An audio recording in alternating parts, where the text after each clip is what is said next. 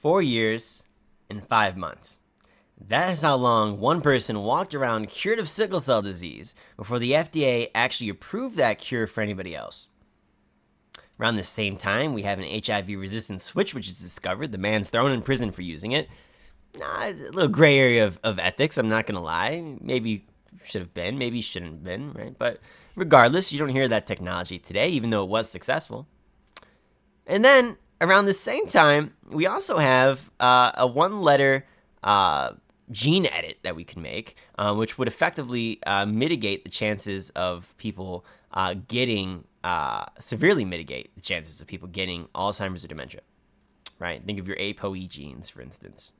So today, I want to tell you about my ethics board experience as somebody who's not in the field of medicine, not in the field of biomedical research or anything like that. I'm simply a researcher on curriculum and instruction, researching teachers' perceptions of various behavior management strategies. And I still have to deal with ethics boards just as these scientists have to. And I was inspired to make this video today by this guy here.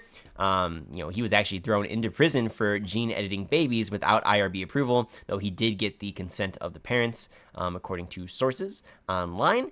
Now, having said that, though, this guy's always posting hilarious images here, and I'm not necessarily sure exactly what should have been done with this guy, because this is a little bit of a gray area here, right? Because, babies is a little bit different than like a fully consenting adult, right? But at the end of the day here, he comes up with this post and he says, ethics is holding back scientific innovation and progress. And I fully believe that. And I don't think people quite understand, why that's the case, because they're simply not in academia. They haven't went to the highest echelons of research, echelons in terms of just, researching something new, right? And contributing to the field. Maybe you've done a thesis or something where it's like, but like a dissertation or like an actual research article, it's a little bit different, right? You're actually trying to contribute new knowledge to the field, right?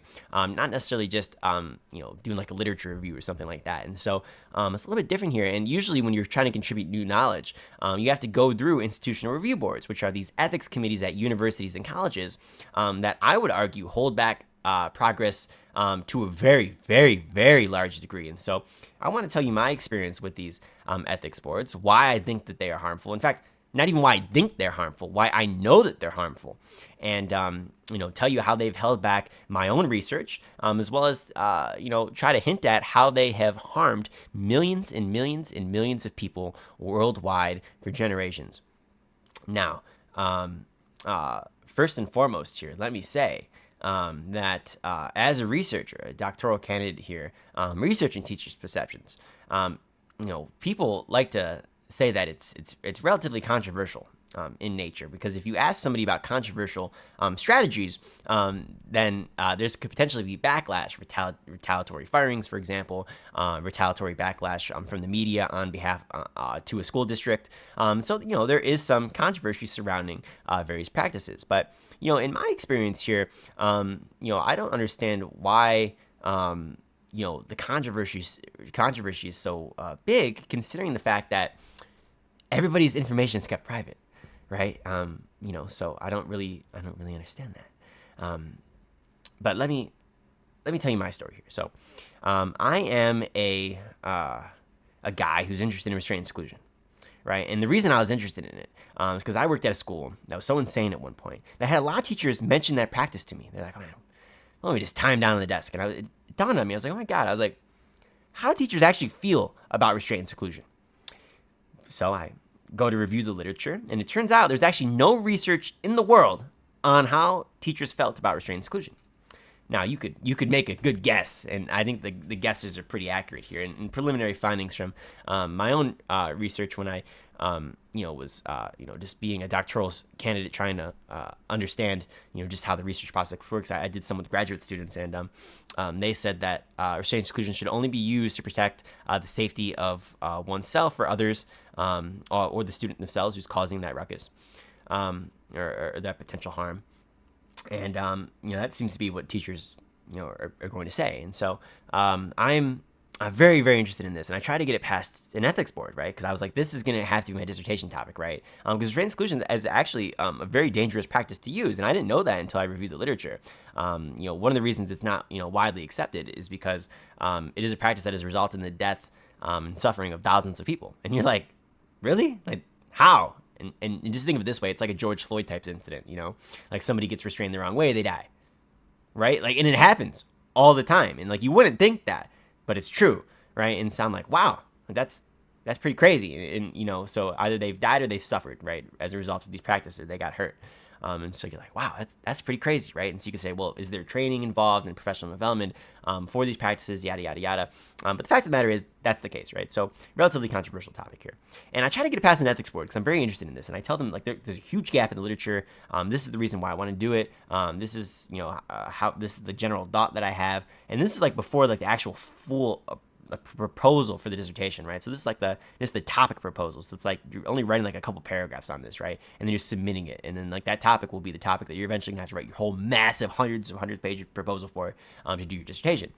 Well, I go to approve it and it gets rejected, and I'm like, that's weird. I'm like, but I didn't try that hard on it, right? Like I only spent like half an hour writing it, or not even. I probably spent 20 minutes writing it, and then I just submitted it, right? Because I was like, they said don't take it too serious. So I'm like, all right, cool.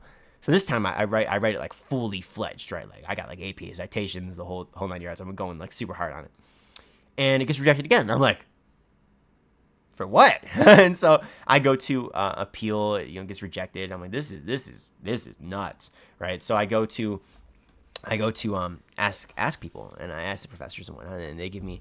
I asked one of the professors, and she's like, yeah, like, I have no idea why they rejected it here. Because the only feedback that I got is that it wasn't related to curriculum instruction, which, I mean, it clearly is. I mean, millions of people have experienced restraint seclusion, and when I say millions, I mean like you've either witnessed it or you have actually had it used on you yourself, and so or had to have used it on somebody else, right? And so lots of people witnessed it. I mean, just think about it. There's like a fight going on, right? You restrain students from fighting, right? It's like, all right, now there's 50 witnesses. It's like 50 people, all right? And you extrapolate that across all the schools. Millions of people have seen these practices in use, right? So like, it's clearly a relevant practice, right? Now it's a practice that you might want to use at last resort, but it's still a practice that is used regardless, right? So this is not related to curriculum instruction. I say, I disagree. So I get a professor on my side. She tries talking to the person. They won't budge, right? And I get another professor, or they try talking to the person. They won't budge. And they're like, yeah, like, I don't know what's wrong with this lady, but she just doesn't want to improve it. She's the head of the IRB board. So like, you're out of luck, buddy. And I was like, all right, cool. So I have to revitalize my study. And so I had to Trojan horse my research in, which delays my progress. And so instead of doing restraint seclusion, I had to do a myriad of different practices. So I had to do things like seating arrangement, corporal punishment. I had to do modeling, self-regulation, restorative discipline, social emotional, seating charts, one-on-one conversations, team meetings, the whole 9 yards. Like I'm doing all different types of practices. And then I Trojan horse in restraint seclusion, which was a huge gap in the literature for it. But that takes time. It takes a lot of effort. It's a lot easier to do one strategy than it is to do 14, right? So you're delaying progress again.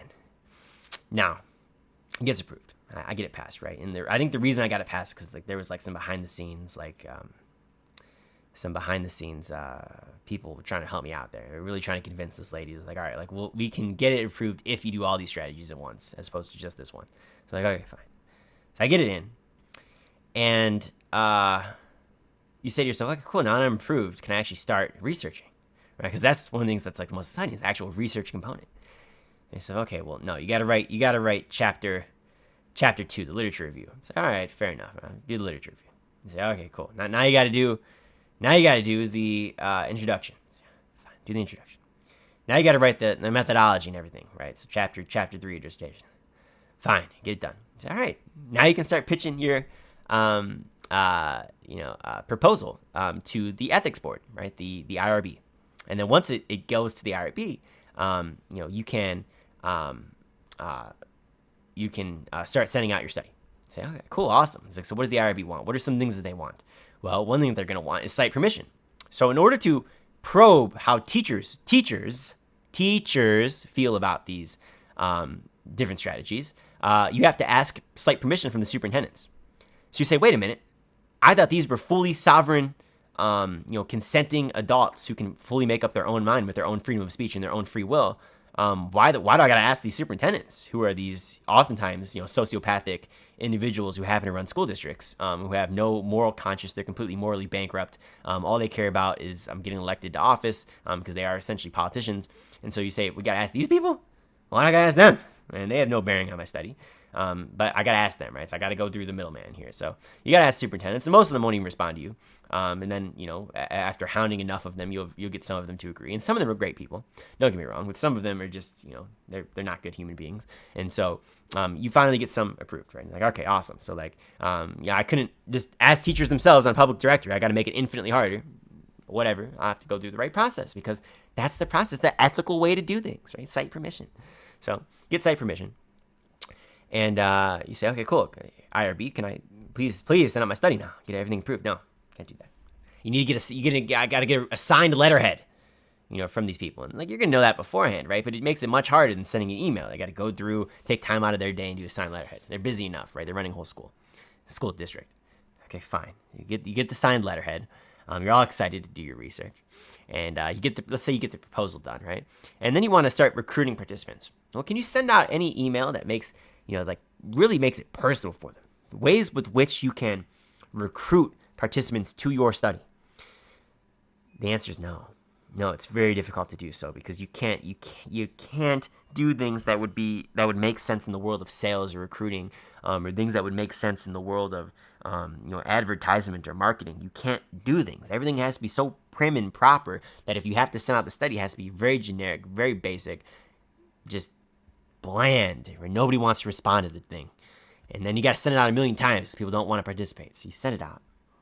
You finally get the approval. You're like, awesome. Now I can finally start to analyze my data and go from there. And then you can, right? But it's a long drawn-out process for dissertations. It takes longer than like a research article, for example. But the fact of the matter is that the IRB held back my progress, and they make things slow and tedious. And the way in which I look at it is, as long as you're giving people informed consent, can't they make up their own minds? Can't they, as to whether or not they want to partake? Why do I have to go through all these little rules and regulations? A journalist doesn't have to do that. If it's legal, why do I have to do all these extra steps if it's already legal? If I was a journalist and want to do things on my own, I could just email everybody, get the results, publish it. But if I want to be a researcher at a university, which is where most researchers are, I got to go through all these different steps, and they could potentially still be rejected due to people's personal ideological beliefs. I don't think that's relatively fair.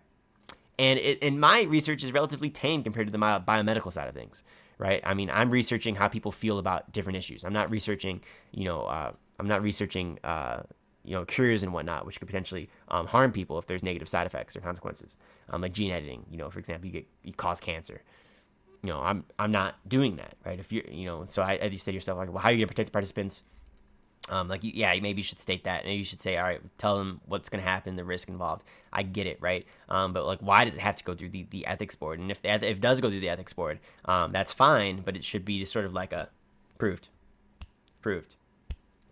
As long as you're just basically stating out what you're going to do, right? It's like a fail-safe thing. You're so we're like, held to a higher standard. I get it. It's academia, right? But it shouldn't be the way with which it is. They have too much power to hold things back and hold back progress. And that is particularly the case when you start getting into things that are very risky to the participant and their health. And so when you start talking about things like biomedical research, or like what this guy does, for example, gene editing is it can be very, very risky. And I'm not saying that it necessarily isn't, right? You should be very cautious if you're going to actually do gene editing. You should really do your homework, and there should be informed consent and the like, right? And there should be trials, and those trials should be very structured. But in the same breath, if you want to be a person who there's no shortage of people who want to partake in these trials. Like if you're gonna die from sickle cell, right? Like you're gonna die in like a year, 6 months, or whenever. You pretty much know it's coming. Like, you're going to risk your life. Of course you're going to risk your life to do this gene editing, which will potentially save your life. No doubt about it. So why not give people the opportunity to partake? And then by giving them the opportunity to partake, you thereby are going to work out the kinks of the procedures and cures, and eventually make it so that way it's way more accessible with less risk for the future participants. Seems logical to me, but we can't do that because that would make too much sense. And so think about things like Alzheimer's or dementia, for example, right? If you're going to lose your mind, I mean, while you even have your mind and can even be upset, I think that you'd be willing to take that risk, right? Don't you? If you have an ApoE4 gene, for example, it's like it's not looking good for you. It's really not looking good.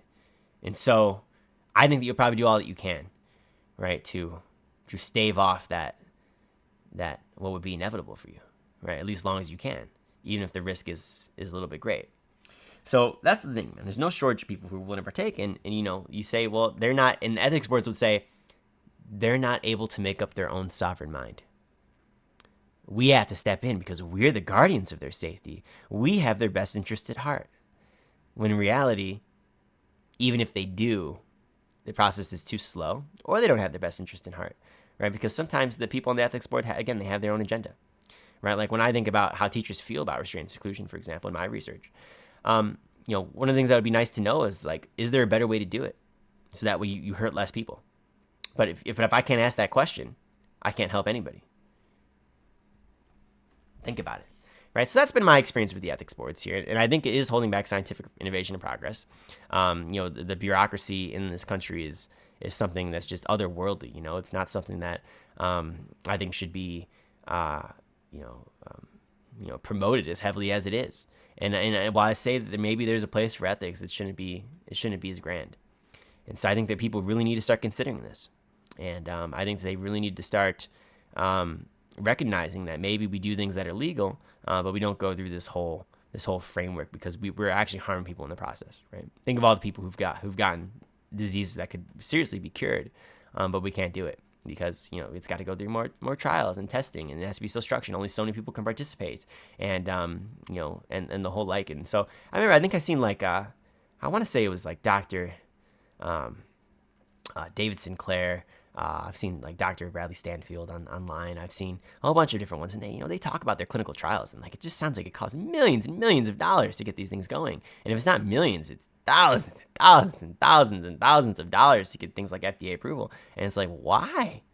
Right? You can make the drug for 45 cents. Just give it to people if they want it. Right? What's the issue there? And then you just publish the results and did it work or not? It's not, you can put some other things like double-blind placebo and things like that, right? But why is this controversial, right? I don't understand why. And so I want people to keep an open mind on this. I'm not saying there's not necessarily any place for ethics, but what I am saying is it is holding back scientific innovation and progress. So maybe there should be a reevaluation on behalf of the ethics boards and ethics committees at universities. And so one of the things I'd like to see is the abolition or, I guess the disempowerment of ethics boards across all public institutions, at least to a very, very large degree, right? So why is the university trying to have this moral compass and say, well, we should go take that extra step, right? And so I don't know, but I just think of all the millions of people who have suffered, and it really rubs me the wrong way. And so I like to see them stripped of their power just to a large degree, maybe not fully eradicated, but to a large degree, so that way people can participate and do so more freely, right? They give it informed consent. Now you're good to go. So with that said, ladies and gentlemen, please be sure to subscribe. You see that right there. Please subscribe. And thank you very much for listening to my rant today. And I hope you enjoyed. And we'll talk to you soon. Some food for thought here today. Food for thought. Again, I don't have all the policy ideas here with regards to ethics boards. But this is some food for thought because it's clear that they need to go a different direction to help more people.